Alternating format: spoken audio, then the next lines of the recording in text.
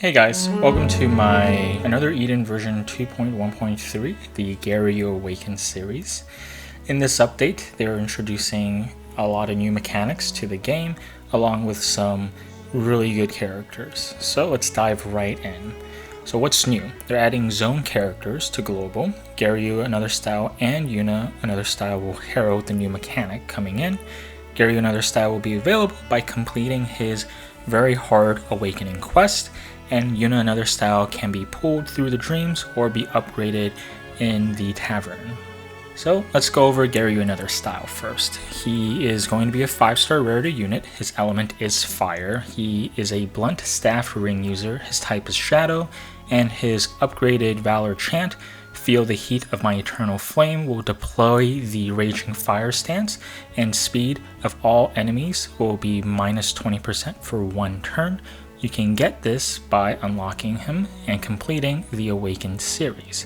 He's actually going to be one of the best fire units in the game for a while too, so I would highly suggest you try your best to unlock him since he is a free unit. Next, you can see his skills. With the newly added Raging Fire stance, he will increase his damage to his Spreading Inferno and stack something called Dragonfire on the user, and Dragonfire will increase the intelligence according to the number of Dragonfires up to 5 times, and his Demise by Conflagration will also increase the effect's damage based on the number of Dragonfires stacked. He's going to be the hardest hitting fire unit in the game. Here I also talk about and show what a fire zone is. Essentially, it'll increase the fire attack damage by 50% and decrease wind base attack by 50%. Some nitty gritty would be that the affected type that's boosted will increase AF gain by 7.5%, whereas the affected decreased element will not gain any more another force. Next, we have Yuna, another style. So she comes in a rarity of 5 stars. Her element is water. She's a blunt staff ring user, and her type is light. Her valor chant is I'll defend us with this power. She'll deploy the sacred water stance, and speed of all her party members will increase by 30% for 1 turn. You can get her Aqua Goddess Treatsy in any boss drop from Very Hard and Other dungeons, or from the Nopal weapon shop up to 2. Next, I also have her skills on display. As you can see, her last 2 skills, Water God's Dance and Purification Rites, get some extra added additions when you have the Sacred Water Stance active. For Water's God's Dance, her water type of all party members will increase by 30% for 1 turn, and for her Purification Rites, the critical rate of all party members will go to 100% for 1 turn as well. And she's going to be a very good water unit. In fact, she's going to be staple for water team comps moving forward until they release Annabelle, another style. Next, I just have the same slide similar to the Gariyu one, except this is showing the water. Essentially, it's the same thing. Water-based attacks will increase by 50%, fire-based attacks will decrease by 50%, and the same results will be affected by AF gauge movements. Water will be increased by 7.5, fire will not move the AF gauge up anymore, and AF gain of all other moves is increased by about 1.5%. Now, let's go on with the Gariyu Awakening requirements. You must have Gariyu in your party, and you have to have his 3rd character quest completed. 1.5 of main story has to be completed, game has to be up to date to 2.1.3, and you can find the starting quest at Unigan Tavern with the red marker. You'll be going to the ancient battlefield to have your first encounter with the Ember Dragon Bones. He's a very simple fight. He only has 4 skills, and I also show you what he's weak to and what he is resistant to, but overall it's a very simple fight. Next, we have the Ember Dragon Reborn encounter. He has a few more moves where he also has a stopper at around 50% where he gains a piercing weakness.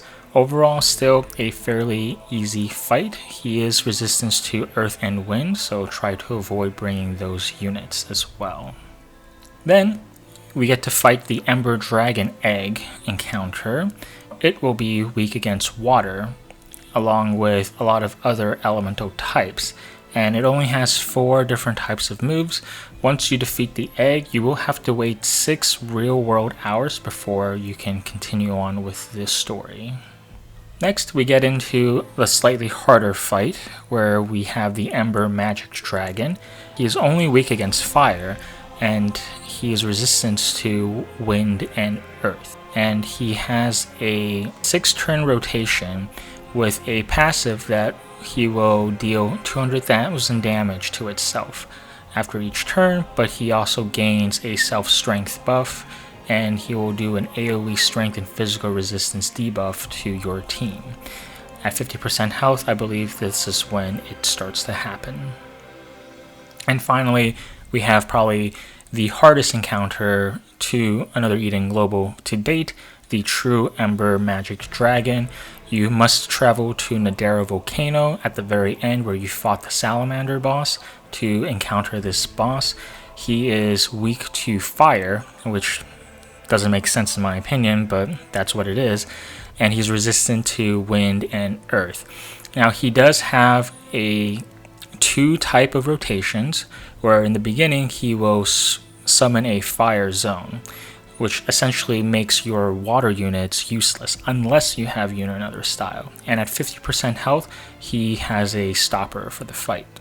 Now, the only thing that I would say that you have to really watch out for is during turn 4, where he intellect buffs himself, and then he's going to AoE fire resistance debuff your entire team. His 5th turn, he'll use an AoE fire magic attack that will wipe out your team unless you have the proper debuffs and buffs to counter those type of damage output that he's about to bring out.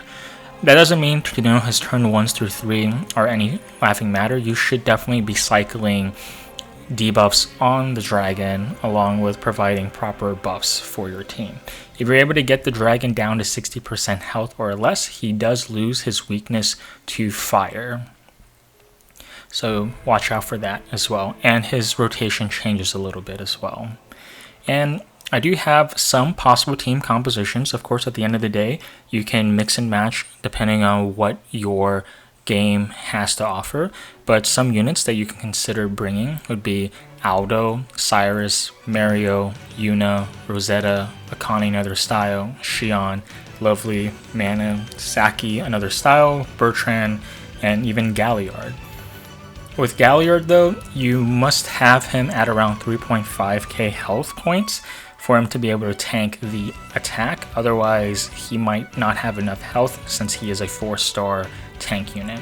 Now, if you were lucky enough to pull Yuna another style or obtain her, then this fight becomes significantly easier since you can use her to cancel out the boss's fire zone attack.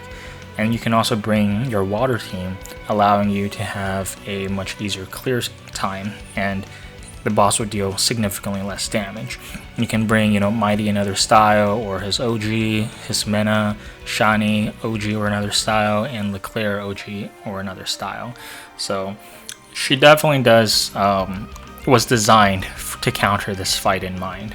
But yeah, that's pretty much it for this video, guys. Hopefully you guys will be able to beat the True Ember Magic Dragon and get your Gariyu another style, starting off with your Fire Zone team. Anyways, I hope you guys have a wonderful day, and of course, stay safe from COVID-19 around the world. I'll see you guys in the next video. Take care, and bye-bye.